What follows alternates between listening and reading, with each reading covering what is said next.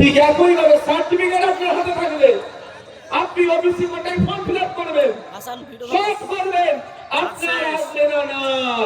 তার প্রমাণ হচ্ছে উচ্চ শিক্ষায় যে সংরক্ষণ আছে, হায়ার এডুকেশনের যে সংরক্ষণ আছে, আপনি অ্যাপ্লাই করবেন, ফিজ কাটবেন, সব করবেন, যখন লিস্টে নাম আসবে দেখবেন আপনার নাম আসবে না। আর মমতা ব্যানার্জি কি বলবে, আমি তো ওবিসি সংরক্ষণ মুসলমানদের দিয়েছি, লাভ কি হবে ভাই? ঠিক কেমন করেছে জানেন, মাদ্রাসাগুলোতে গিয়ে একটু খোঁজ নিয়ে দেখুন, সব চুনের কিস নীল সাদা রং করে দিয়েছে। মাদ্রাসায় ঢুকে দেখুন, বাইরে নীল সাদা রং, ক্লাসরুমের মধ্যে গিয়ে দেখুন চক ডাস্টারের অবস্থা খারাপ। ক্লাসরুমের মধ্যে গিয়ে দেখুন ছাত্ররা বসে আছে, টিচার নাই। একটু দু কদম এগিয়ে যান, বাথরুমে গিয়ে দেখুন বাথরুম করার যোগ্য নয়, কিন্তু বাইরে নীল সাদা রং করে দিয়েছে।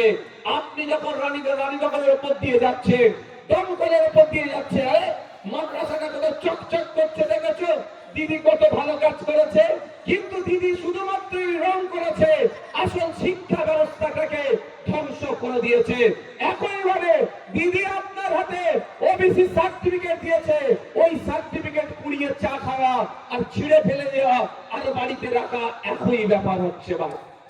এবার আপনারা বলুন, এটা থেকে যদি পরিত্রাণ পেতে চাই, ডিসিডব্লিউ ডিপার্টমেন্ট ব্যাকওয়ার্ড ক্লাস যিনি আছে, সেই দপ্তরের মন্ত্রীকে আমাকে চেঞ্জ করতে হবে ভাই।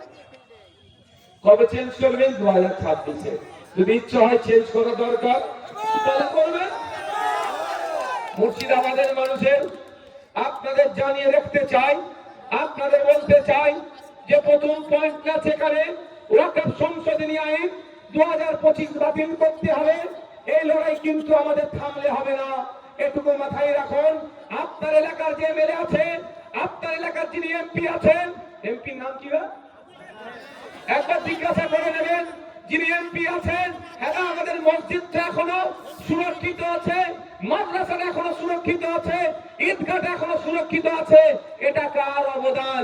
একবার আবু তাহের খান সাহেবকে জিজ্ঞাসা করে নেবেন, উনি উত্তর হয়তো সঠিক দেবে না, তাও বলে যাচ্ছি এই মাদ্রাসা, মসজিদ, ঈদগাহ, কবরস্থান, ওয়াকফ সম্পত্তি এখনো যে আপনাদের হাতে আছে, এই নওশাদ সিদ্দিকীদের মতো কোটি কয়েক মানুষের করা মামলাতে। আর মমতা ব্যানার্জি, মমতা ব্যানার্জি, কোন অভিষেক ব্যানার্জি, কোন আবু তাহের খান সাহেব কিন্তু মামলা করেনি। তাই আগামী দিন আসছে, মাদ্রাসা মসজিদকে বাঁচাতে গেলে কোন মমতা ব্যানার্জি, অভিষেক ব্যানার্জির হাতকে শক্ত করা প্রয়োজন নাই।